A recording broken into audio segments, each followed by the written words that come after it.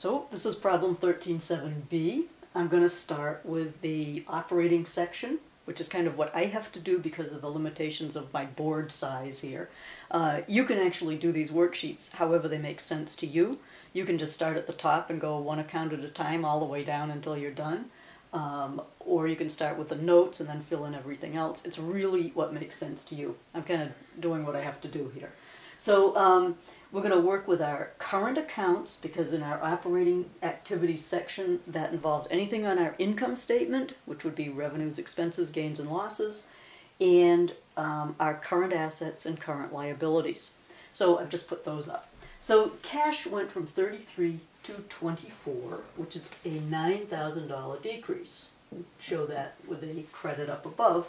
And we go down to the very bottom of the worksheet, change in cash, and we do the opposite entry down there.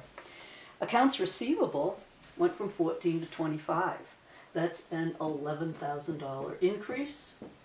We go down below and we say we had an increase in accounts receivable, and we would simply go 11,000 there. This is the second time I'm doing the video on this one, so those are already written. Ordinarily we'd write them. Okay, inventory went from 25 to 41, a $16,000 increase. And so that was a debit up above, it's going to be a credit down below. Our next current accounts are the credit balance ones, payable, our accounts payable and income taxes payable. These went from 43 to 31. That's a decrease, which is shown by a debit, which would be 12,000. And so we say we had a decrease in our accounts payable. It was a debit up above, so it is a credit down below. Our income taxes increased. So credit balance account, increase shown by a credit up top, and we would say we had an increase in taxes payable, and that will be a debit down below.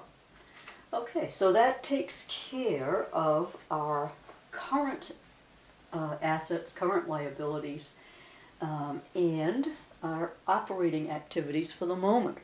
I'll do another podcast and we'll see if we can do the investing section.